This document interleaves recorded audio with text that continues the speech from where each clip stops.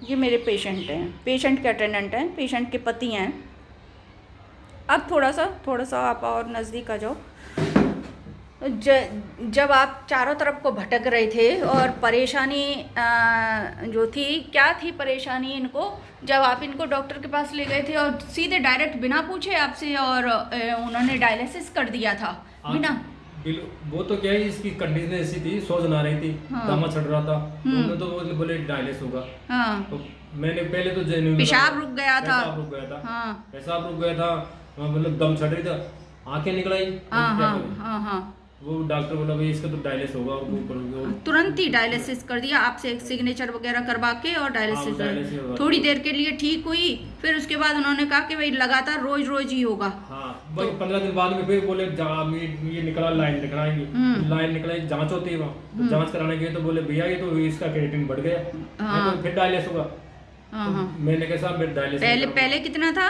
पहले था डायलिसिस में 12 और फिर जैसे ही वो हुआ तो 8 पे छोड़ा था उन्होंने। हाँ। भाई 8 पे आ गई, 12 से 8 पे डायलिसिस होने थे, 8 पे आ गई। हाँ। फिर दोबारा गया तो 9 पे आ गई, एक पॉइंट चढ़ गया ऊपर। हाँ। बोले भैया ये डायलिसिस बढ़ेगा, लगातार चलेगी। ये तो लगा थे फिस्टुला बनवा दे। हाँ। तो मैं कि सर मैं तो फिस्टुला नहीं बनूंगा, हाँ। क्योंकि ये कंडीशन इसके खून तो बिल्कुल खत्म हो गया, खून खत्म हो गया, 4 दूसरे डायलिसिस हो चुकी हाँ।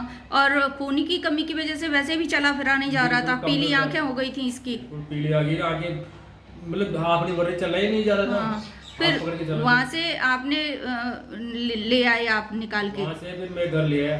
फिर घर में आते तो मैंने कोई दूसरे आदमी बोला वाले ऐसे ऐसे डॉक्टर हैं, उनको आयुर्वेदिक दवाई देते हैं। तो फिर साहब आपके नंबर मिल गए, तो फिर नंबर से आपकी बात हुई, मैं आपको दिखाया।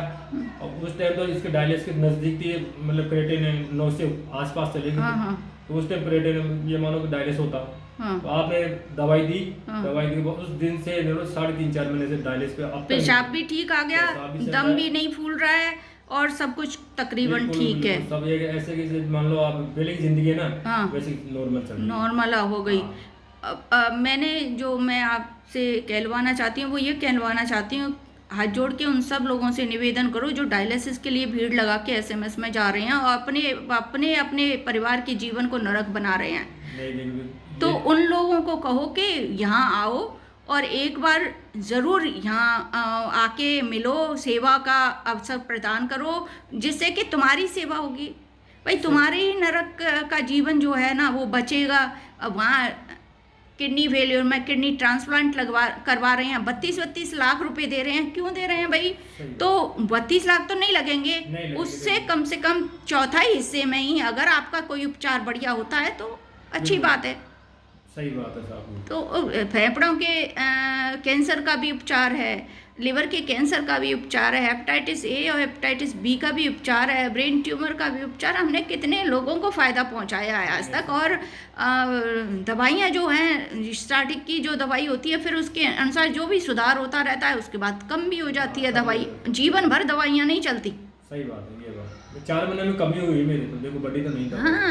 और दूसरे बीपी की दवाई छूट गई और तमाम तरह की जो दवाइयाँ थी वो छूट गई। सुबह बीपी की गोली, शाम को दोपहर को 3 बार बीपी की दवाई। हाँ, थायराइड की दवाई थी वो छूट गई। इन सब चीजों की दवाइयाँ छूट। गोली थी सुबह शाम की, 9 गोली सुबह, 9 शाम को। हाँ हाँ। और दोपहर को 2 गोली दोपहर को। ऐसी कंडीशन में जब मैंने उन सब चीज़ों को छुड़वा के और फिर सामना किया और दवाइयों को तरीके से दिलवाया, सुधार हो गया। अगर मैं भी हिम्मत हार जाती भाई, इसकी स्थिति को देख के मैं भी तुम्हारा साथ छोड़ देती तो आज ये अपना परिवार नहीं बचता। मेरा परिवार बच गया साहब। अभी तो देखो बहुत फायदा है मेरे, डायलिसिस से बचा हो गया। आप उन लोगों से जो अपने डायलिसिस पे जा रहे हैं और उनको उम्मीद नहीं है, डॉक्टर कह देते हैं साहब ये इसमें तो डायलिसिस तो होगी, तो आप उनसे बिल्कुल हाथ जोड़ के कह सकते हो। देखो भैया, वो डॉक्टरों के साथ, डॉक्टर का पसवा से मतलब होना, अपन तो दवाई से मतलब है। आप ये आयुर्वेदिक दवाई से अगर वो चीज़ ठीक हो रही है तो अपन ये दवाई ले पाओ। ये मेरी अपनी रिसर्च है, मेरी अपनी शोध है। तो आप सरकार से भी कहो कि ऐसे जो वैद्य हैं, ऐसे जो चिकित्सक हैं, उनको आप संरक्षण प्रदान करो। सही बात है। हाँ, सेवा का मौका देना चाहिए, गवर्नमेंट भी कई लोग जानना चाहिए। जब कोई ऐसा है तो सरकार भी इस बात को सोच सकती है। तो इस तरीके से आप दूसरे लोगों के लिए आप निवेदन करें कि भाई आप नरक में नहीं जाएं, नरक से बच सकते हैं, आप इधर आएं। ठीक है ना जगदीश जी? आप पूरा संतुष्ट हैं ना इस बिल्कुल मैं बात से? संतुष्ट हूँ। देखो मेरे को संतुष्टि है भगवान, देखो आपको ऐसे इलाज बचे तो बहुत अच्छा काम है ये। हम्म। सही है। ठीक है, धन्यवाद है। मैं यही चाहती थी कि लोगों को आगाह हो, पता चलना चाहिए भाई उपचार होता है। आप मत जाओ डायलिसिस करवाने। डायलिसिस का मतलब पूरे जीवन को गिरवी रखना है। पैसे के पैसे जाते हैं, जीवन भी नरक बनता है, परिवार भी खराब होता है, क्योंकि पढ़ने वाले बच्चे पढ़ नहीं सकते हैं मेरी तो स्थिति खराब और हो गई छोटे छोटे ना। बच्चों की भी डायलिसिस हो रही है। हाँ, सब कुछ ठीक हो सकता है। आप इधर आइए, मैं आपको विश्वास देती हूँ। आपको हो सकता है आयुर्वेद पर विश्वास नहीं हो, लेकिन मैंने आज तक लोगों को तीसरे दिन ही फायदा दिया है, लोगों को विश्वास दिया है बिल्कुल। आज तक के रिकॉर्ड में।